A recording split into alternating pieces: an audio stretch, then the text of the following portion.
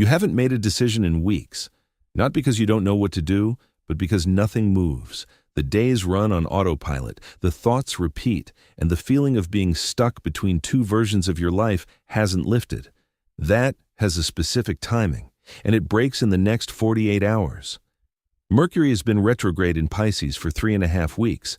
That's what's kept decisions suspended, thoughts circular, movement at a standstill. Tonight at 1:23 a.m. UTC, the new moon closes at 28 degrees 47 minutes, Pisces, the final degree of the zodiac. This also marks the closing point of Neptune's 14-year cycle through Pisces, which began in 2011. Then, tomorrow, March 20th, the spring equinox at 10:46 a.m. Eastern Time, and Mercury turning direct at 3:33 p.m. Eastern Time, 5 hours apart in the same day. This is the reset. The spring equinox doesn't ease you out gradually, it cuts clean. 3.5 weeks of fog, delayed decisions, and circular thinking don't fade. They end. This video covers 3 signs that your life is already shifting, right now, before you've made a single move. The surprising part isn't the equinox itself. The reset doesn't come because you decide something. It comes because the cycle that created the stagnation is physically closing. In the next few minutes, you'll discover 3 things. First, why tonight's new moon closes something you've been carrying for years, not just the past few weeks. Second, why 2 events landing 5 hours apart on the same day makes this shift structurally different from any other spring. Third, what the first sign of your reset actually feels like, and why it arrives before you've taken any action. What you've been feeling wasn't confusion. It was a cycle completing, and what is completing doesn't stay suspended past its end point. The state has a name. Mercury went retrograde on February 26th in Pisces. It's been running backward through that sign for exactly 3.5 weeks. And what Mercury retrograde in Pisces does specifically, not retrograde in general, is this. It suspends the particular kind of thinking that leads to forward movement. The same thought runs twice, then again. The same question circles without landing. The days move, but you don't feel like you're in them. Most people in this state assume the problem is internal, that they need to push harder or think it through one more time or stop avoiding. But the mechanism here isn't psychological. Mercury retrograde is a transit, a planetary pattern with a start date and an end date. 3.5 weeks ago it began. Tomorrow, it ends. The difficulty you've been working against isn't a personal failure, it's a condition of the period. The way trying to see clearly through fog is difficult, not because your eyes don't work, but because the air itself is the obstacle. That obstacle closes tomorrow. But to understand why the closing point tomorrow carries as much weight as it does, why this isn't just a retrograde ending, you need to see what's been running underneath the past 3.5 weeks. Mercury retrograde was the surface layer. But there's a second one, older and slower, and tonight it closes too. Neptune spent 14 years in Pisces, from 2011 to January 26th of this year. 14 years is a long time for a planet to move through a single sign, long enough that most of what it shaped became invisible. You stopped noticing it the way you stopped noticing a low sound that's been in the room for years. It became the background of how you operated. Neptune in Pisces has a specific effect on how people process uncertainty. It softens the edges of decisions. It makes it easier to stay in ambiguity than to move through it. The feeling of, I'll figure it out eventually, the preference for waiting over choosing, that pattern didn't come from nowhere. It had an environment that supported it, and that environment ran for 14 years. Neptune left Pisces on January 26th, but the sign didn't immediately clear. The residue of that kind of cycle doesn't dissolve in weeks. What you've been carrying, the deferred decisions, the version of yourself that keeps getting postponed, some of that has roots that go back further than February, further than last year. Tonight's new moon falls at 28 degrees 47 minutes Pisces. That's the final degree of the final sign of the zodiac. And it's the first new moon in Pisces since Neptune left, which means it's landing in the exact space Neptune just vacated and closing it. That's not the same as a regular new moon. A regular new moon resets a monthly cycle. This one lands at the closing point of something that ran for 14 years, in the same sign, at the final degree. It's not opening a new chapter, it's sealing the one that just ended. What that means for you personally is this. What you thought you were working through over the past few weeks may have a longer route than you realized. The pattern of suspension, the circling, the waiting, the sense that some part of your life has been on hold, may not have started in late February. It may have started much earlier. And tonight is where that longer thread reaches its endpoint. This is why the closing feels heavier than a typical retrograde ending. Mercury direct tomorrow removes the short-term block. The new moon tonight closes something underneath it. 2 layers of suspension releasing within hours of each other. Both of those closings happen before the third event, and the third event is the one that changes the direction of what comes next. So here is where you are in the sequence right now. Sign 1 has already landed or is landing tonight. The new moon at 28 degrees 47 minutes, Pisces closes at 1:23 a.m. UTC. If you're watching this before that time, you're in the final hours of it. If you're watching after, it is already past. Either way, the first event is no longer ahead of you. It is here or behind you. Sign 2 is tomorrow morning, March 20th, 10:46 a.m. Eastern Time. That's when the sun moves into 0 degrees Aries, the spring equinox. This is not the same as the seasonal shift most people describe as a gradual warming, a slow return of light. The astrological mechanics are different. The sun doesn't drift into Aries. It enters at a precise moment, and 30 days of Pisces, 30 days of diffusion, inward pull, and blurred edges end at that same moment, not over the following week. At that point, 0 degrees Aries is sometimes called the Aries point, the degree where the personal and the collective intersect most directly. When the sun crosses it, the environment shifts register. The conditions that made suspension easier than movement, they don't fade, they stop. Sign 3 arrives 5 hours later. Mercury stations direct at 3:33 p.m. Eastern, 1933 UTC. The retrograde that began on February 26th closes. The same Mercury that has been moving backward through Pisces for 3.5 weeks turns around in the same sign where tonight's new moon fell. 5 hours between 2 independent events. The equinox and Mercury direct are not connected by a single planetary cycle. They are separate mechanisms that happen to land on the same calendar day. One closes the solar year's final chapter. The other ends the retrograde. Together, within 5 hours, they remove 2 different layers of the same condition. That's what makes March 20th structurally different from a typical Mercury direct station or a typical equinox. Either event alone would register as a shift. Both in the same day, with the new moon the night before, creates a sequence, not a single turning point, but 3 closing brackets in under 24 hours. You're not reading about this ahead of time and deciding whether to prepare. You are inside this window. The first bracket closed tonight, the next 2 close tomorrow before evening. And the question isn't whether the shift happens.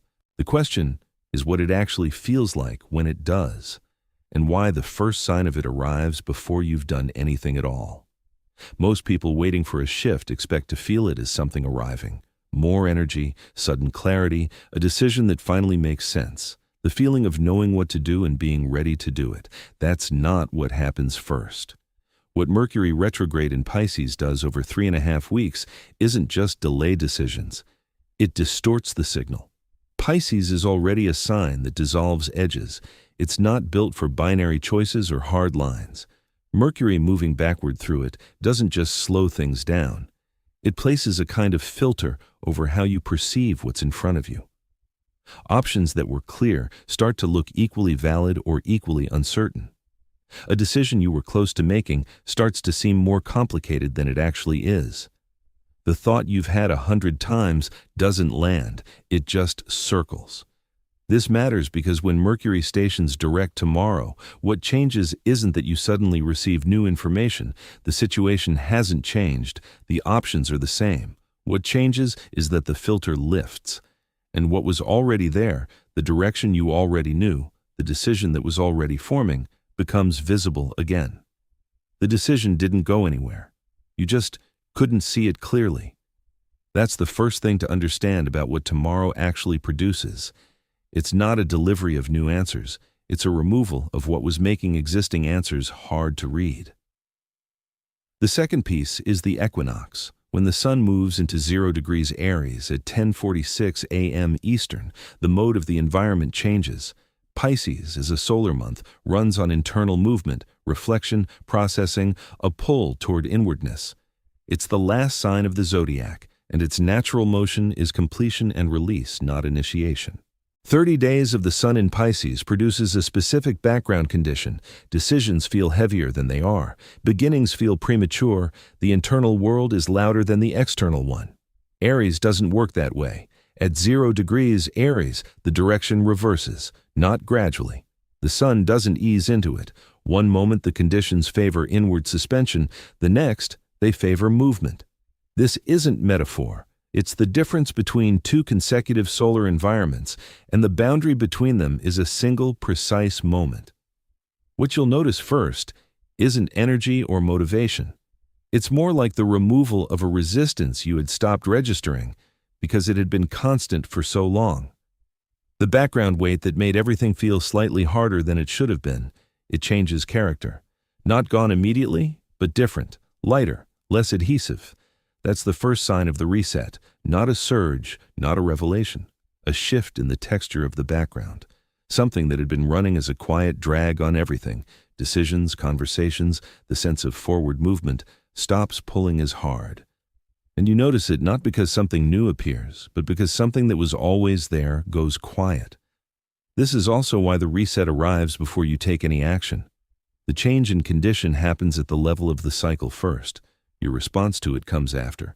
You don't decide to feel the shift and then feel it.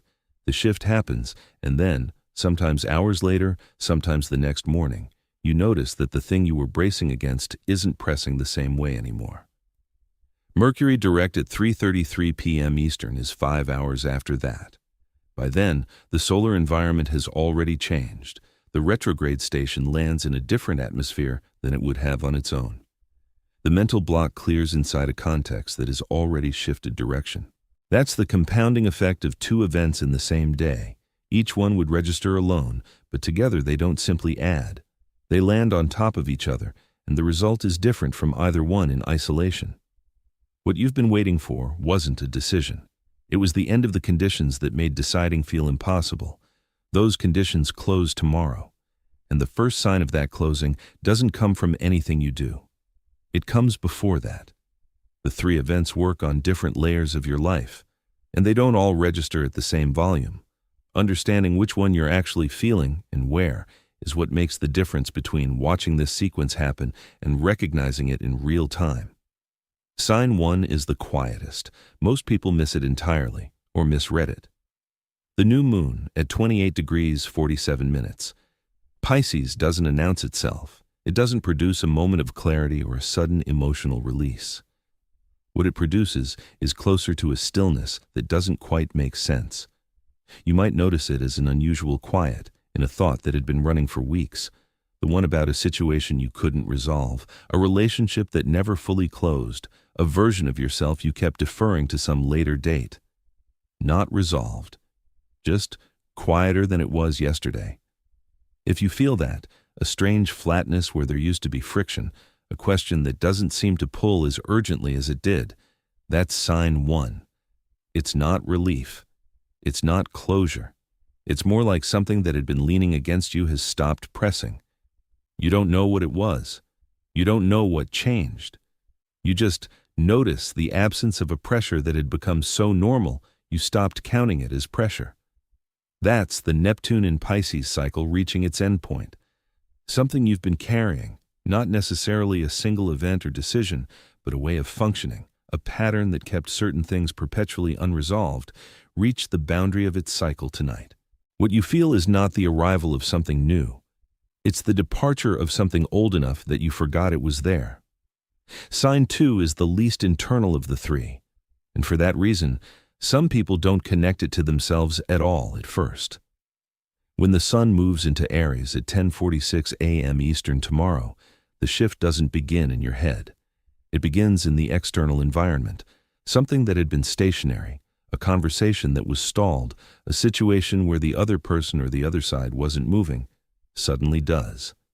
Not because you pushed it, not because you said something different. The conditions changed, and the thing that was frozen becomes mobile. You might get a message you weren't expecting, a decision from someone else that unlocks your own. An external circumstance, practical, mundane, nothing mystical about it, that shifts in a way that removes the obstacle you'd been waiting on. The equinox doesn't ask whether you're ready for this. It doesn't build toward it. The sun enters 0 degrees Aries and the environment reorganizes. The people and situations around you respond to that reorganization before you consciously feel it yourself. If tomorrow something external moves when you weren't expecting it to, that's sign 2. The shift came from outside, but it was the equinox that created the conditions for it. Sign 3 is the one most people will feel most clearly, and it arrives with a very specific texture.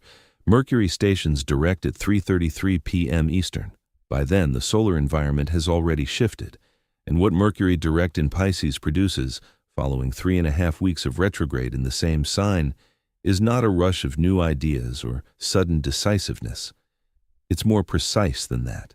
The decision you've been circling since late February, the one you kept returning to without being able to land, stops feeling like a maze. It doesn't suddenly become easy. It becomes obvious, not in a way that produces excitement necessarily, more in a way that produces a quiet recognition. You already knew this. You've known it for a while. The retrograde was the thing standing between you and your own clarity, not the clarity itself. For some people, sign 3 shows up in communication. A conversation that had stalled reopens. An answer arrives. Something that was in a holding pattern in a relationship, a negotiation, a practical arrangement involving paperwork or contracts or plans, moves. Mercury rules these things, and when it stations direct, the category of life it governs unfreezes. For others, sign 3 is internal. A decision that had felt impossible simply stops feeling that way. Not dramatically. Just the weight of it lifts. You know what you're doing, and you wonder why it felt so complicated for so long. Not all 3 of these will be equally active for you. One will be louder, one might barely register, but at least one of these descriptions fits something specific in your life right now. A situation, a relationship, a decision, a pattern. And if you recognize it, you're already inside the shift. What happens in the days immediately after is where it either takes hold or doesn't. The window closes tomorrow at 3:33 p.m. Eastern. After that, you're no longer inside the 48 hours, you're in what comes after. And what comes after is different from what most people expect. There's a tendency, after a period of suspension finally ends, to expect a clean beginning, a clear slate, the sense that now, finally, things will move with purpose and momentum and you'll feel like yourself again. That does happen, but it doesn't happen all at once, and it doesn't happen on the first day. What the immediate aftermath feels like is quieter than that. Not empty, quieter. The pressure that was running as a background condition for 3.5 weeks doesn't simply vanish the moment Mercury stations direct. It changes register. You notice it less. It stops being the main feature of how each day feels. But the decisions it was holding in suspension don't all resolve in a single afternoon. What's already moving will continue to move. What was waiting on an external condition, a response, a shift in someone else's position, a practical circumstance that was stuck, starts to come loose. Not because you forced it, because the environment changed and the thing that was frozen no longer has the conditions that kept it that way. But here's what's worth tracking. March 22nd, 2 days after the equinox, the sun reaches 1 degree 50 minutes Aries and meets Neptune there. This is the first exact conjunction between the sun and Neptune in Aries in 14 years. Neptune just entered Aries in late January. It's new in this sign, and when the sun meets it on the 22nd, something that shifted during the reset, something you felt but couldn't fully articulate, starts to come into language.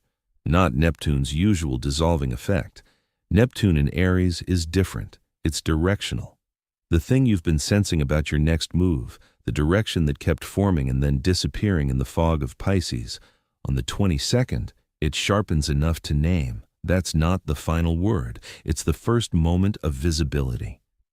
Then, March 25th, the Sun reaches 4 degrees 43 minutes, Aries, and meets Saturn. This is where the impulse meets the frame. Saturn in Aries tests whether what felt like a clear direction after the reset actually has structure under it. Not harshly, not as an obstacle.